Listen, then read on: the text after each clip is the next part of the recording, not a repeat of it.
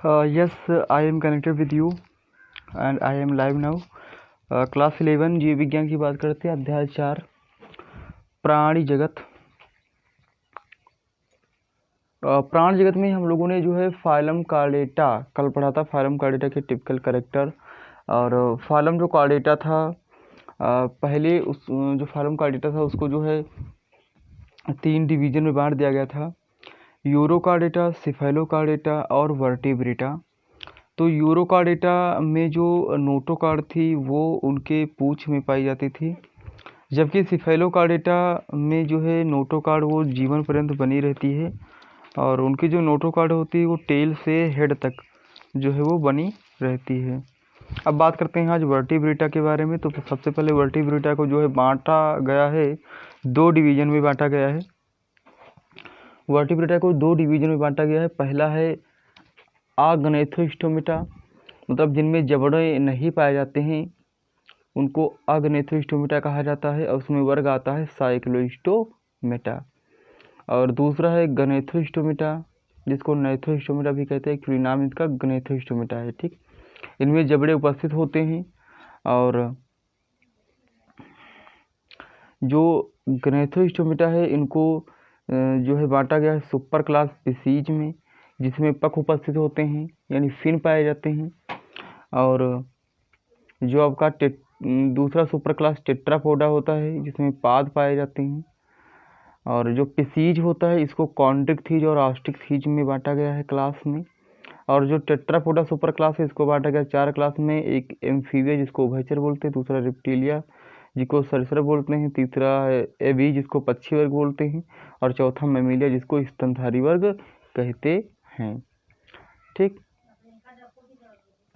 तो अब बात करते हैं साइक्लोस्टोमेटा की। साइक्लोस्टोमेटा एक्चुअली ये एक प्रकार की मछली होती हैं और जब मछली होती हैं तो इनमें श्वसन के लिए गिल्स पाए जाएंगे। 6 से 15 जोड़ी गिल्स होते हैं।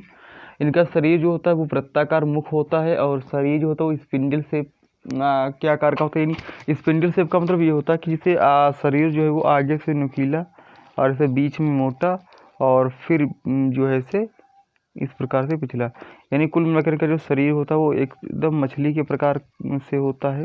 इस प्रकार से स्पिंडल शेप होता है। तो साइक्लोस्टोमेटा वर्ग के सभी प्राणी कुछ मछलियों के बाह्य परजीवी होते हैं और इनका जो शरीर होता है वो लंबा होता है, जिसमें श्वसन के लिए वही क्लोम छिद्र यानी गिल्स पाए जाते हैं। साइक्लोस्टोम में बिना जबड़ों का चूसक था वृत्ताकार मुख होता है और इसके शरीर में स्केल्स पाए जाते हैं और जो फिन होते हैं यानी जो पख होते हैं इनको फिन बोलते हैं, वो पेयर के रूप में होते हैं। अगर परिसंचरण तंत्र की बात करें तो बंद प्रकार का होता है, यानी जो ब्लड होता है वो कैपिलरीज वगैरह में बहता है, आर्टरीज वगैरह में बहता है, ब्लड जो शरीर के बाहर नहीं आता है। साइक्लोस्टोम समुद्री जीव होते हैं जो समुद्र में पाए जाते हैं, किंतु जनन के लिए जो होते हैं ये अलावड़ी जल में प्रवास करते हैं। अलावड़ी जल में प्रवास करते हैं। जनन के कुछ दिनों के बाद ये मर जाते हैं और इसके जो लार्वा होते हैं वो कायांतरण के बाद समुद्र में जो है वो लौट जाते हैं, यानी लार्वा अवस्था भी इसमें पाई जाती है। अगर उदाहरण की बात करें तो इसमें पेट्रोमाइजोन सबसे इम्पोर्टेंट उदाहरण है और दूसरा एक्वामिक्सिन मछली भी होती है, पर पेट्रोमाइजोन जो होता है वो सबसे इम्पोर्टेंट साइक्लोस्टोम के अंतर्गत आने वाली फिश है। ये आपका साइक्लोस्टोम के इस प्रकार से आपको मछली दिखती है।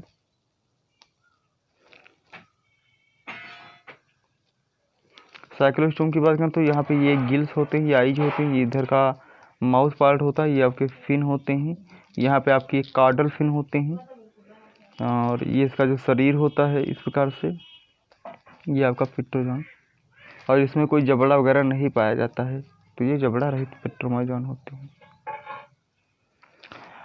दूसरा आपका जो गनेथोस्टोमेटा के अंतर्गत दूसरा जो आपका डिवीजन आता था गनेथोस्टोमेटा, उसमें जो आपका पिसीज वर्ग आता था उस पिसीज में पख होते थे, तो उसमें क्लास कॉन्ड्रिक्थीज आती थी। कॉन्ड्रिक्थीज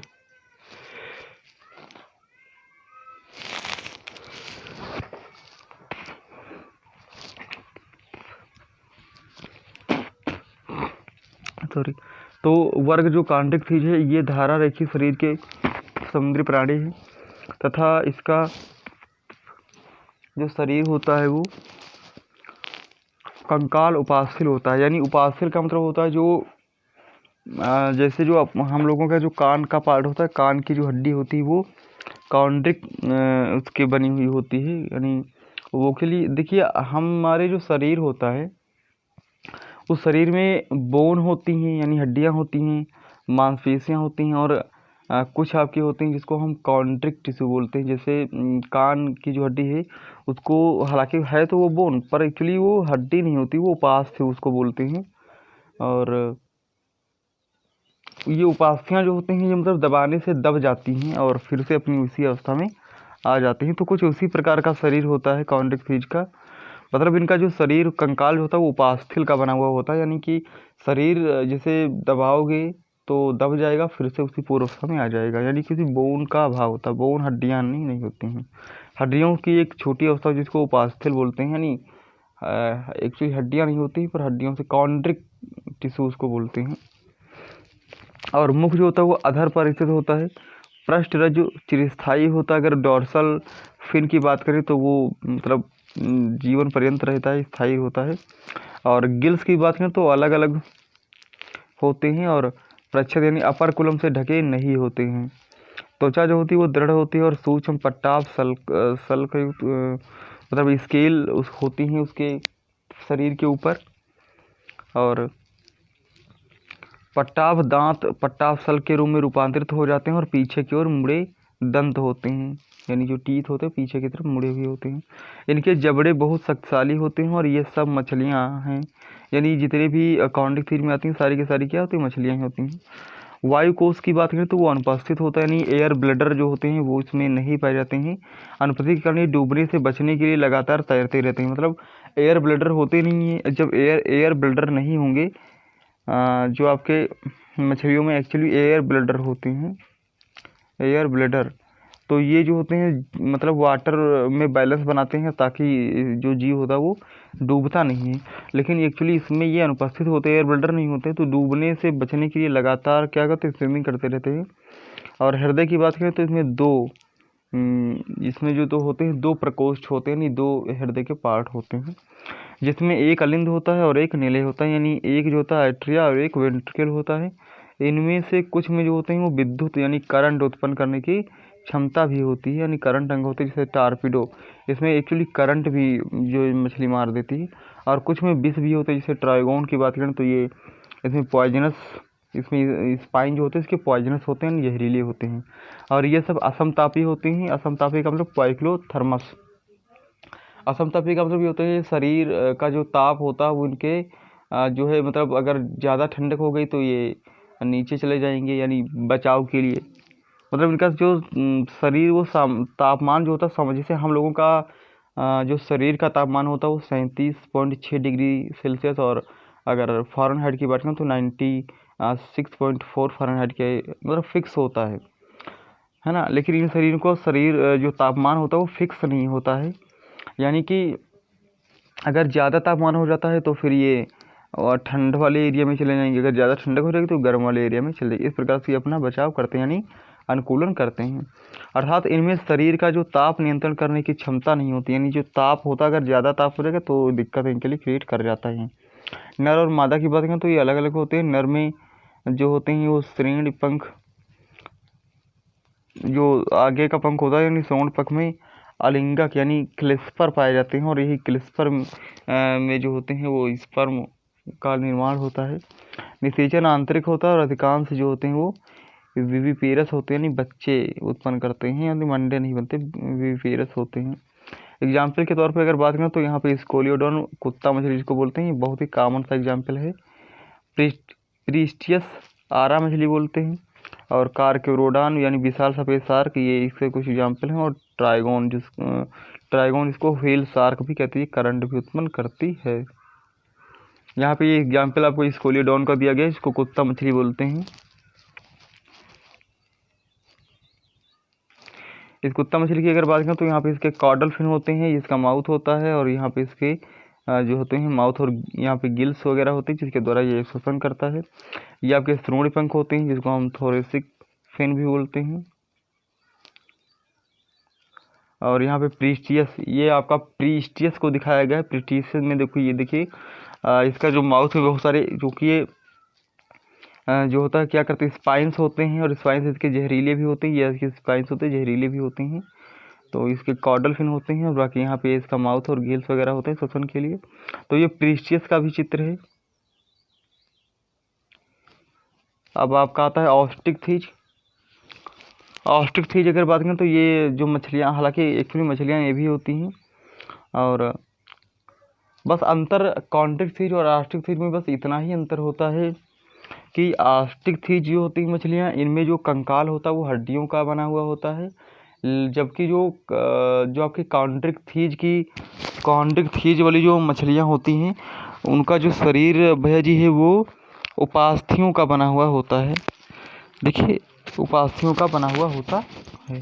तो बस इतना सा अंतर होता है, बाकी कोई ख़ास अंतर इनमें नहीं होता। बाकी मछलियाँ तो हैं ही हैं। तो देखते हैं इस वर्ग में क्या है कि ऑस्ट्रिच थीज में जो मछलियाँ होती हैं वो लमड़ी और लोनी दोनों प्रकार की जो है वाटर में पाई जाती हैं, और बस मेन अंतर आता है कि इनका जो शरीर होता है वो अस्थिर होता है, हड्डियों का बना हुआ होता है, और बाकी धारा रेखी शरीर होता है, स्पिंडल शेप होता है, और मुख अधिकांशतः अग्र सिरे के अंत में होता है। 4 जोड़ी क्लोम यानी गिल्स पाए जाते हैं, दोनों छोर पे अपर कुलम से ढके हुए होते हैं। इसमें जो गिल्स होते हैं वो अपर कुलम से ढके हुए रहते हैं। त्वचा पे जो होते हैं साइक्लोइड, यानी जो अगर स्केल की बात करें तो साइक्लोइड टिनोइड प्रकार से स्केल होते हैं, और इसमें वायुकोश उपस्थित यानी एयर ब्लेडर जो होते हैं वो उपस्थित होते हैं, जो मतलब बायोंसी का मतलब होता है जैसे आप तैर रहे हो तो तैरने में जो आपकी प्रेशर जो हेल्प करता है उसको बायोंसी बोलते हैं। फिजिक्स के चैप्टर में आप पढ़ते होगे बायोंसी। तो उत्प्लावन बोलते हैं, उसमें सहायक होता है। हृदय जो होता है वो उसमें 2 प्रकोष्ठ होते हैं, एक अलिंद होता है और एक निलय, यानी एक जो होता है आर्टिकल होता है, दूसरा आपका एक एट्रियम, दूसरा वेंट्रिकल होता है। ये सभी असमतापी होते हैं, यानी पोइकिलोथर्मस होते हैं, यानी तापमान इनका जो है वो समान नहीं रहता है। नर और मादा अलग अलग होते हैं, या अधिकांशतः अंडज होते हैं, यानी जो होते हैं क्या बोलते हैं ओ ओ ओवीपेरस होते हैं। ओवीपेरस का मतलब अंडे देने वाले होते हैं, और वीवीपेरस का मतलब जो जरायु जो होते हैं बच्चे देते हैं। निषेचन प्राय बाह्य होता है, यानी मेल गैमेट और फीमेल गैमेट, यानी जो स्पर्म और ओवम है ये पानी में छोड़ दिए जाते हैं, और वहीं पे जल में ही क्या होता है, फर्टिलाइजेशन होता है। अगर हम डेवलपमेंट की बात करें तो जो डेवलपमेंट होता है नहीं वो प्रत्यक्ष होता है, नहीं डायरेक्ट होता है। उदाहरण के तौर पर बात करें तो एक्सोस्टिस, यानी उसको उड़न मछली भी बोलते हैं, फ्लाइंग फिश भी बोलते हैं। हिप्पोकैम्पस आपने बहुत देखा होगा, समुद्री घोड़ा, ये एक्चुअली लय में भी हमारे है हिप्पोकैम्पस। अलमड़ीय लोबिया, यानी इसको लोबियो रोहिता भी बोलते हैं, रोहू मछली। और कतला भी बहुत अच्छा एग्जाम्पल है इसका, ऑस्ट्रिच थीज का। और क्लेरियस मांगुर भी बोलते हैं, क्लेरियस एक्वारियम बेटा, इसको फाइटिंग फिश भी कहा जाता है। और पेट्रोमाइसिस एंगच मछली भी बोलते हैं। कुछ एग्जाम्पल यहाँ पे हमने लिए हुए हैं। ये आपका हिप्पोकैम्पस है, ये आपका जो है रोहू इधर है, ये आपका इधर इस साइड में आपका हिप्पोकैम्पस है जिसको हम समुद्री घोड़ा भी बोलते हैं, और इधर आपकी जो है ये आपकी लेबियो रोहिता है, रोहू मछली है।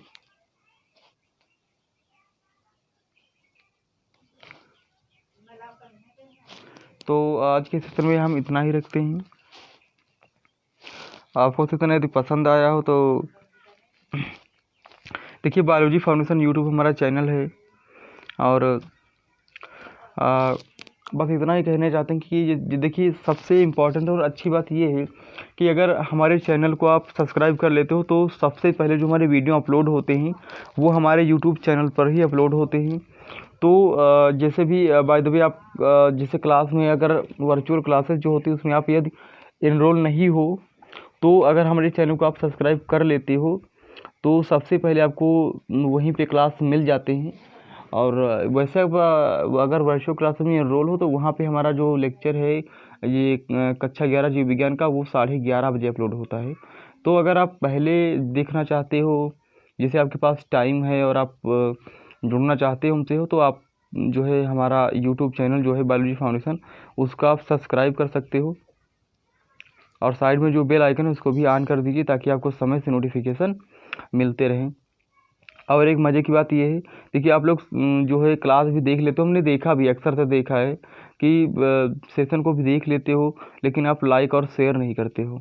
तो ये भी यार काम कर दिया करो, बस चंद सेकंडों का काम है, इसमें कंजूसी क्यों करते हो। चलिए ठीक है, अपना ख्याल रखिएगा, मिलते हैं अगले वीडियो लेक्चर में। Till then thank you, love you all.